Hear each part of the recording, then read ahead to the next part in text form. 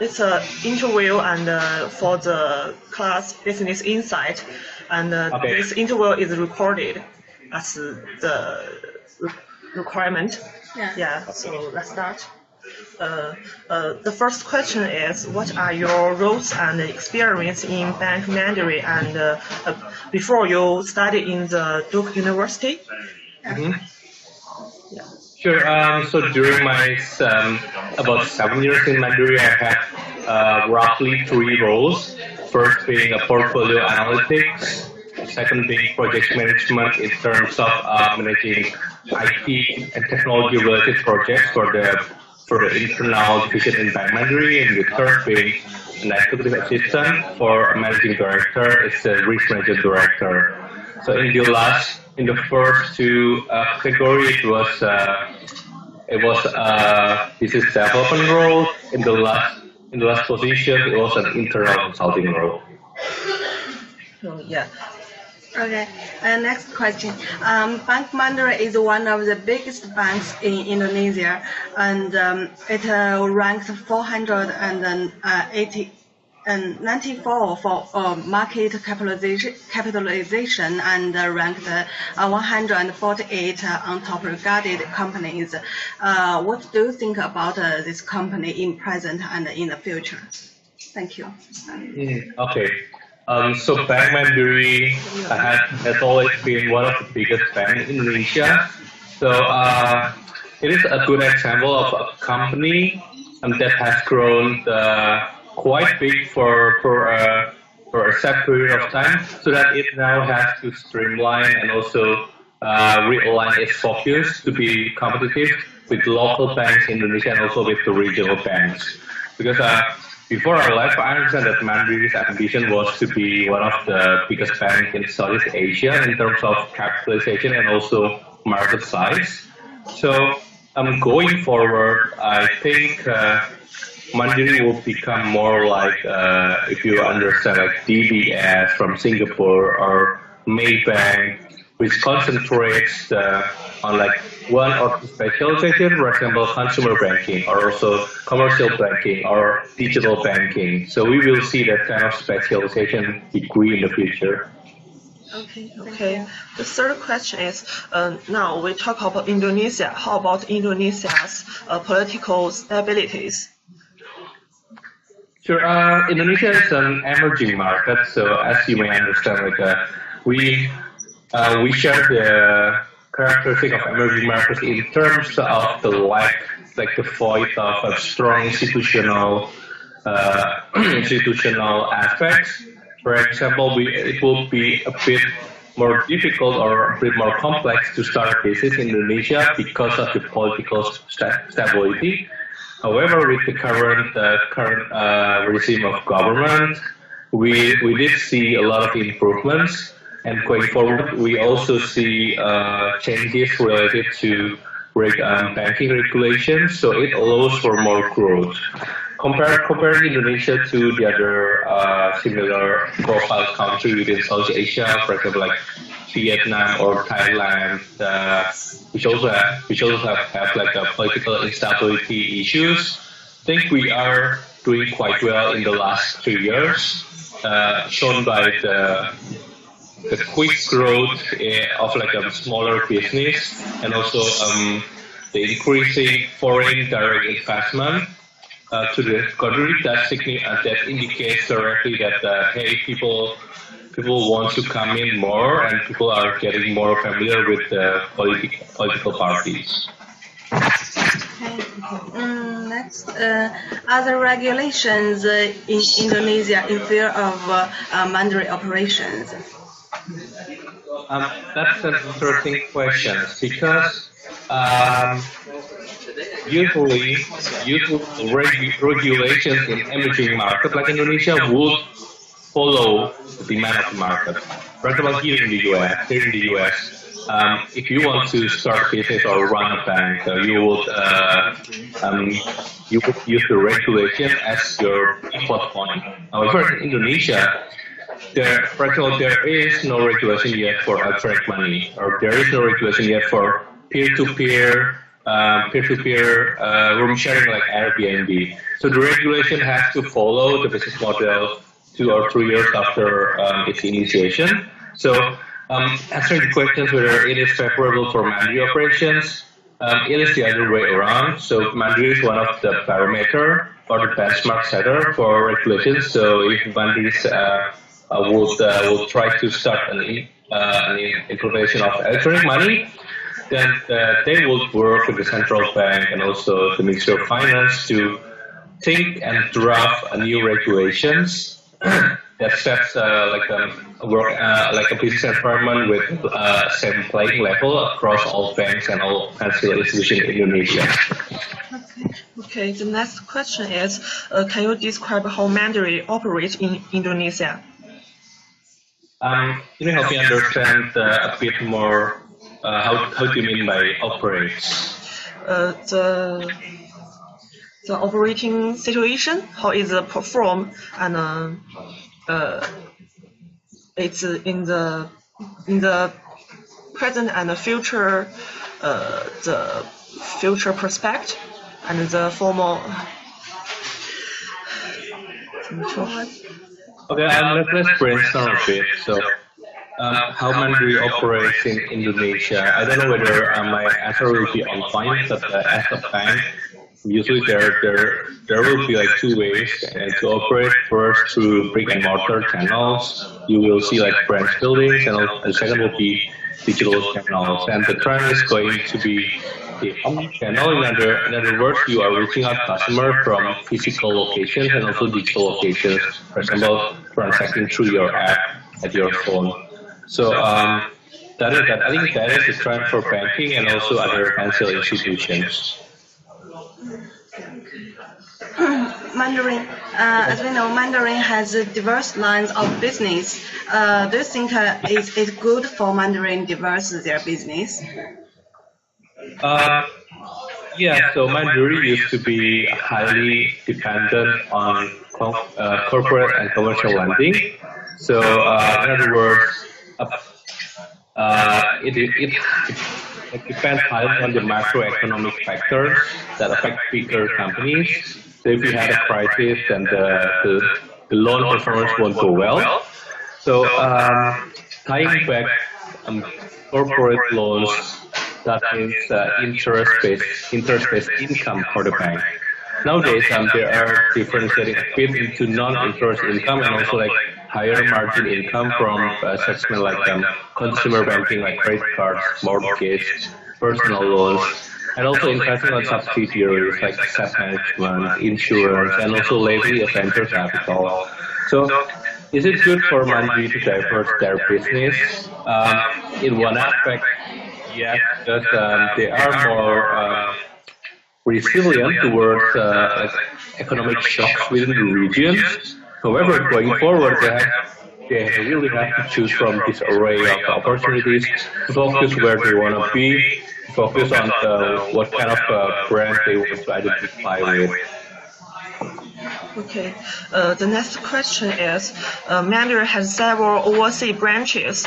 In your opinion, will Mandiri expand more globally in the future? Okay, so this is strictly to my opinion. They do have branches in Europe, in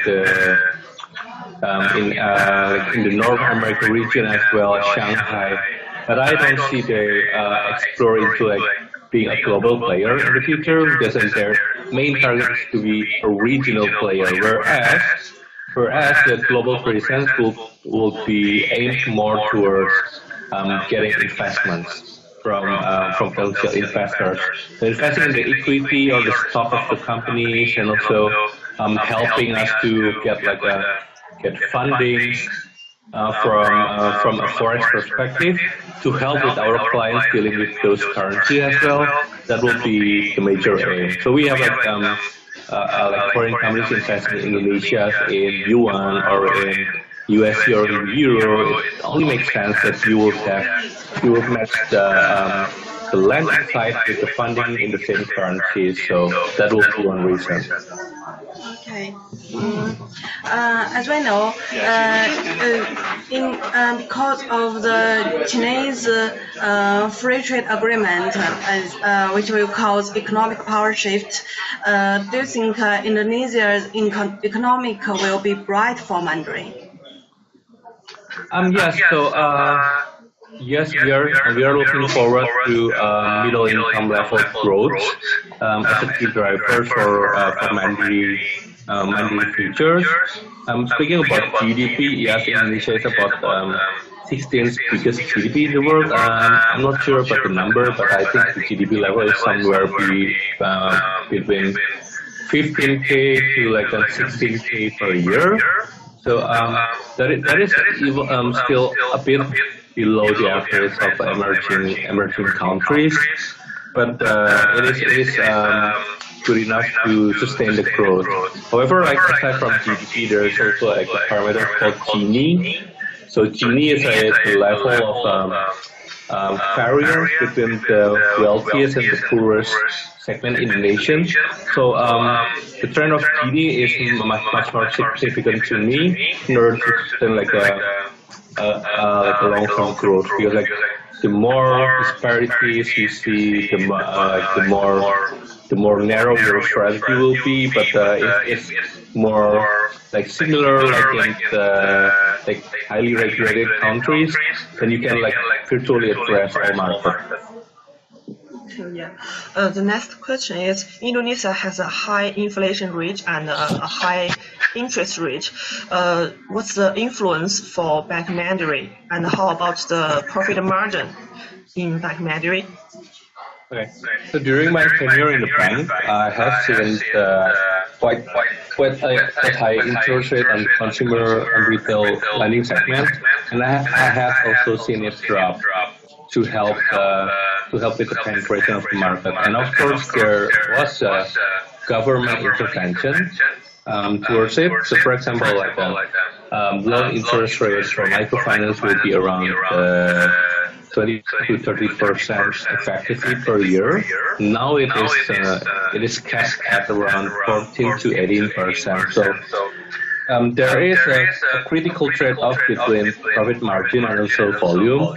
So Mandarin is now trying to offset their cost base and streamline their business in order to make this a profitable business in the long run. So going back at the high inflation rate, of course, like high inflation rate is generally addressed as a threat for business growth. However, we are not similar to like Argentina or Brazil, which has like double-digit inflation rate. We are quite high on 6% level, but it has been quite stable for time. So I'm not quite worried about it. Okay, thank you.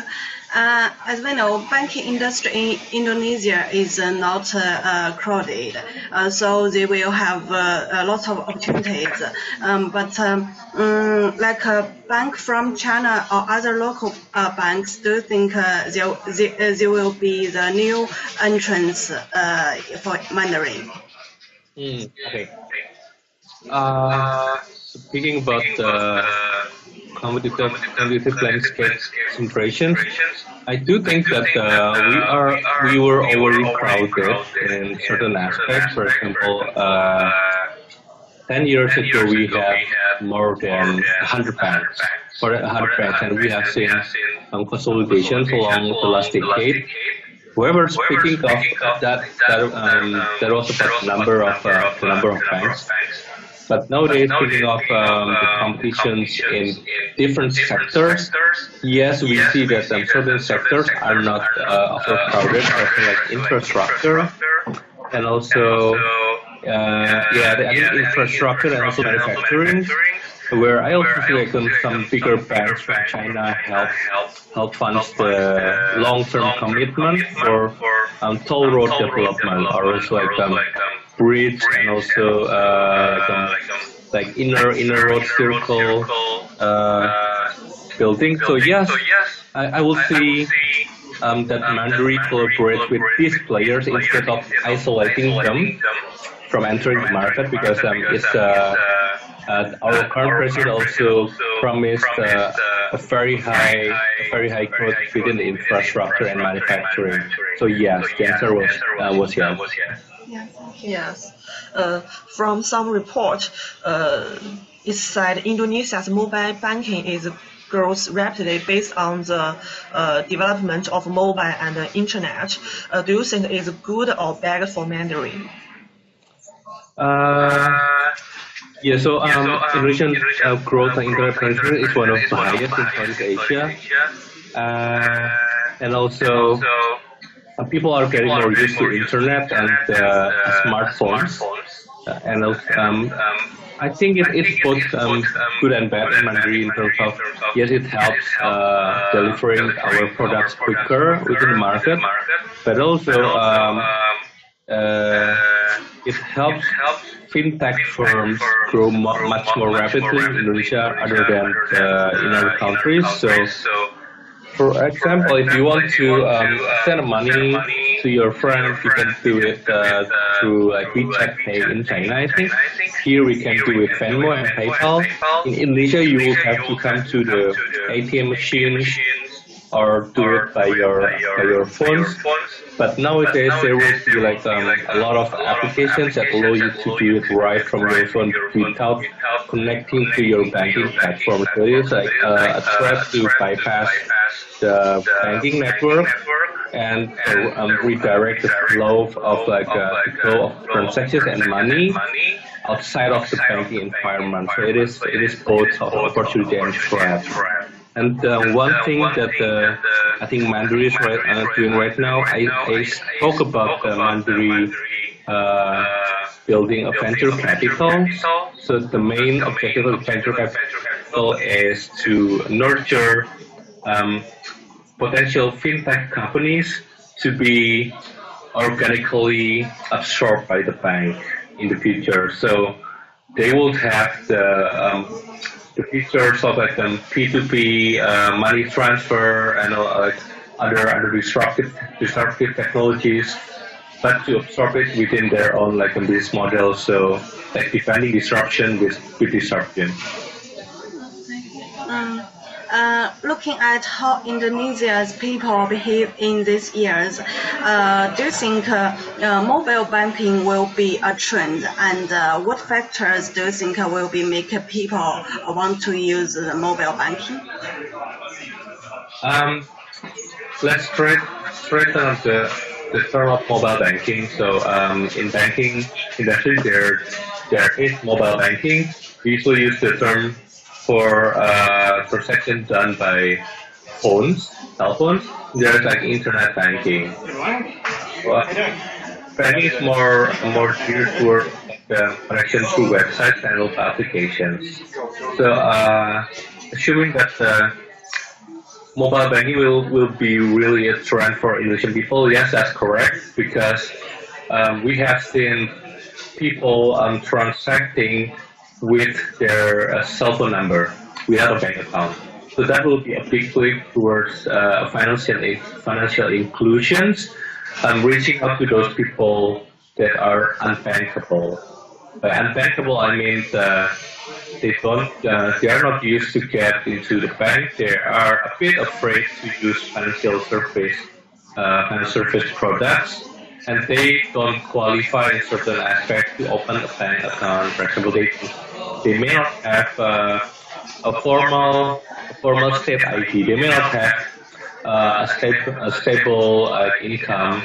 So yes, mobile banking will really become a trend in order to capture the flow of money within Indonesia and also use it for more productive growth. And what factors that will make people want to use mobile banking? First will be convenience. The second will be the cost. So convenience, we talk about accessing mobile banking with a cell phone number. So for example, you can come up to the nearest grocery shop within your environment, and the grocery shop can act as an agent fill your phone credit balance, also like pay your bills, electricity and water bills. So with this kind of convenience, mobile banking will get like much more traction in the future. And also the cost. There are costs for like paying bills and like transferring money, and the government is currently thinking about how they should regulate the cost, how low, and also like how high, just about the high enough to keep all players interested in the market, such as like the banks and also the fintechs running the financial inclusion technologies. Yeah, there is an article that tells us that online shopping is popular in Indonesia. Do you think it would be correlated with the mobile banking adoption? Yes. So online shopping is directly connected with payment methods.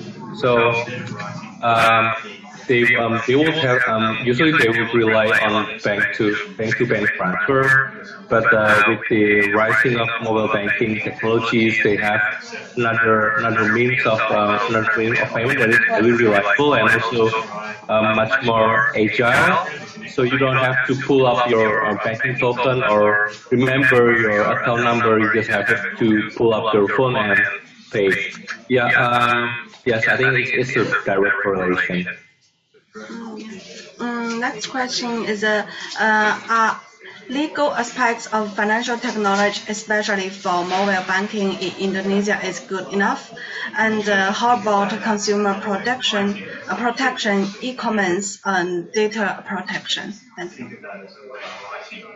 Okay, so for customer protection and also data protection in particular, I think the institutions in which I forgot the name, you should ask Cindy for that. So the IP or intellectual property and also customer protection in Indonesia isn't as strong as we might want. So it is quite a delicate aspect to maintain as mobile banking also e-commerce grow, and the legal aspect isn't strong enough. So that would mean two things. First, penetration could be really high, whereas areas are not directly regulated. For example, we see like the trend of Airbnb, Lazada, Alibaba in Indonesia growing quite fast. Before after several years, the central bank and government will try to regulate in order to make a healthier competitive landscape, and that would be a barrier to stall the growth for 1 or 2 years. So yeah, it could be both. Yeah. As the development of mobile banking, what Mandalay should do to gain a competitive advantage over the mobile technology? Okay, in order to gain advantage over the mobile technology, Mandalay really use their core strength, which is in service and also the breadth of network.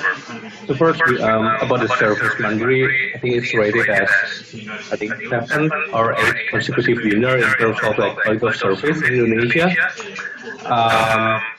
And about the breadth of the network, although it is not quite the most extensive. The most extensive will be BRR, where you will see their branch and their business in village. But Mandalay's presence is much more significant within the middle up customer segment. So they should really use that brand image to bolster their penetration within the mobile banking. To reach the competitive advantage objectives, what strategy should Mandarin formulate? Okay, so I think we should try to divide it into 2 or 3 phases. The first being building your capability internally, and secondly would be building your brand image towards customers, and third would be creating and delivering products that really answer customers' needs. So it will more mimic the characteristic of products from startup. So that what in daily life, that kind of product they should deliver. So Mandarin should really shift from the current strategy of creating a product that we can towards creating the products that we can. Yeah.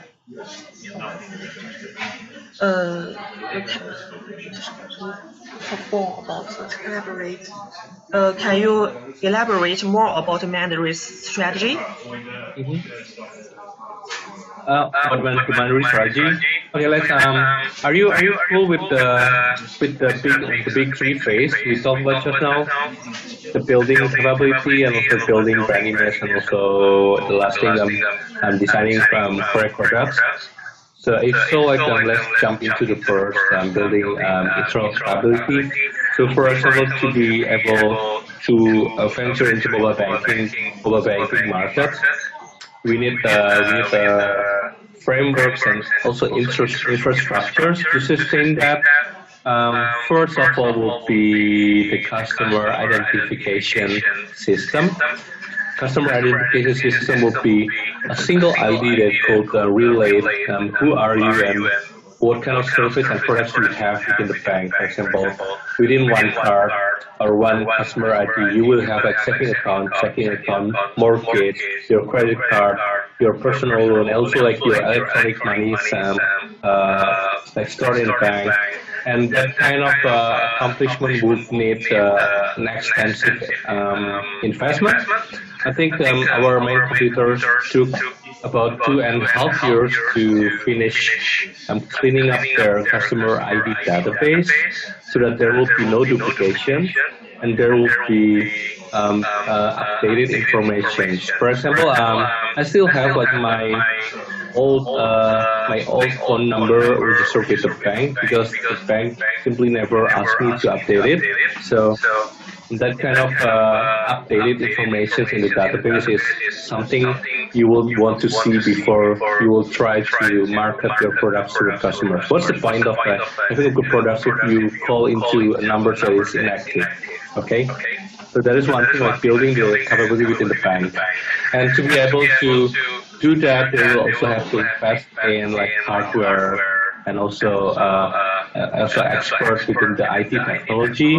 So I've seen like Mandarin building a dedicated unit for project management and also IT development. So there are specialists needed for this. So that's for the first part, building internal capabilities. The second part will be building the brand, because Mandarin are well known for its corporate identity. It's regarded as a bank that is closer toward like wealthier people, rather than like us, the younger segments. So I'm not quite young anymore. So I think building an image has something to do with marketing. With the way they market themselves, what are the channels that they focus on? They should be prioritizing and also sorting out. First of all, let's talk about channels. We will have the brick and mortar channels. You will see brochures for the bank, the design of the brochures and everything else. You will see like digital signage. You will see, for example, like TV or LCD panels within the lift at a mall, or on the outside of the mall. If you've been to New York, you will see like giant LCDs outside building. That would be digital signage. There will be like a radio, which is still quite popular within Indonesia. There will be TV and also internet, such as like promoting in like Google ads, YouTube ads, and also like Facebook ads. Like Google and Facebook are the biggest player within this area. So in order to get that degree of brand identity they want, they will have to allocate more budget within the marketing aspects. I see that before we have like less about 1% or less marketing budget towards our total revenues, I think we will see an increase within that region towards the typical about 1/2 or 2% of like digital banking. So, for example, for benchmark for consumer product groups that you really love to see, like your brand of shampoo, your brand of personal healthcare products, they will spend about 3 to 5% of marketing budget towards their revenue to build the brand, so that once you see the brand, I know I want to buy this and the other brand. So that is the kind of change we will see going forward. And that wraps up the second phase, as building the identity towards the market. And the third phase being creating the correct products and delivering it to the market. The way to do it is, I saw Mandiri creates an entirely new divisions for product development before the organization is functional based. So you will see first corporate lending divisions, commercial lending, consumer lending, branch operations, and each of them will have their own marketing team. So our marketing plan was not pretty well synchronized throughout divisions within the bank. And now they are trying to pull it and centralize the product design, so that there will be more cross-sell opportunities, and the product design work environment is also designed pretty similar to what you will see in Google Office. You will see like open space working environment, like open tables, open bars, a really colorful office, even like a ping pong tables and other aspects that will trigger creativity. So two things within this creating products aspect. First will be getting the right people, creative people, and put them in a right, like a supporting work environment. And secondly will be